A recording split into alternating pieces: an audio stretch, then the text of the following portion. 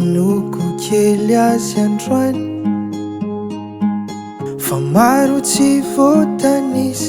raha ho tantaraiko na ela mety tomany fa tena tiako le sisi nefa tsy afaka ny anometsiny aho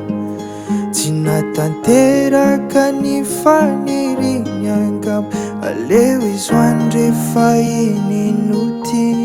Iray Vera sisa angamba telay aza desaka nanao fambazay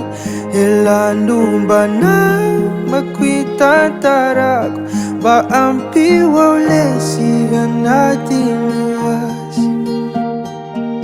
fa namaratrany aho dia mbola tikan'izy mizaka mankala anazy aho fa tsy vitako miangavy isakano aho mba tsy antso azy itsony Iray Vera farany angamba dia mety ahy fa tena tiako le sisi nefa tsy afaka ny anometsiny aho tsy natanteraka ny faniriny angamba aleo izy hoany rehefa iny noti Iray Vera sisa angamba tezay aza desaka nanao fambazay